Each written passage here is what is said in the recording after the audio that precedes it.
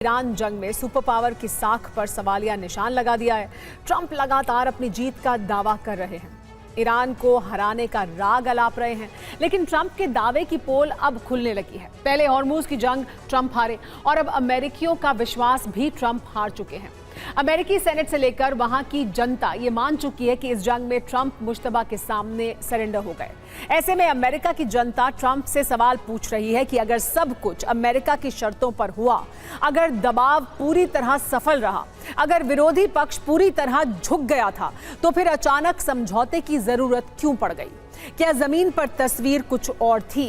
क्या ट्रंप जिस जीत का दावा कर रहे हैं उसके पीछे मजबूरी की कहानी छिपी है? हमारी इस रिपोर्ट में इसका पूरा विश्लेषण आप देखिए।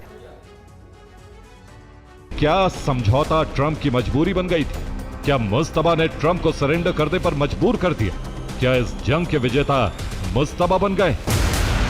भले ही ओमान ने अस्थायी तौर पर नया रास्ता बनाने का प्लान तैयार किया है, जिस पर फिलहाल कोई फीस नहीं लगेगी, लेकिन भविष्य में ओमान और ईरान मिलकर इस रूट पर शुल्क लगा सकते हैं, यानी हॉर्मुज पर नई व्यवस्था बनने का खतरा बढ़ चुका है। सीनेट में युद्ध शक्ति कम करने वाला प्रस्ताव पास हो चुका है। इस प्रस्ताव में राष्ट्रपति को सख्त निर्देश है कि वो ईरान के खिलाफ चल रही सैन्य कार्रवाइयों से अमेरिकी सेना को वापस बुलाएं।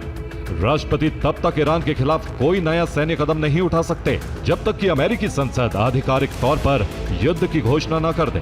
साफ हो गया है कि ईरान जंग को लेकर रिपब्लिकन पार्टी में मतभेद, कांग्रेस की नाराजगी भी सामने आ गई। ऐसे में ट्रंप के विदेश नीति पर दबाव बढ़ गया। सीनेट में ट्रंप की हार का साफ संदेश है कि ईरान युद्ध को लेकर कांग्रेस का धैर्य जवाब दे रहा है और राष्ट्रपति की सैन्य शक्तियों पर सवाल पहले से कहीं ज्यादा तेज हो गए हैं। आने वाले दिनों में ये टकराव ट्रंप के लिए सबसे बड़ी चुनौती बनने वाला है।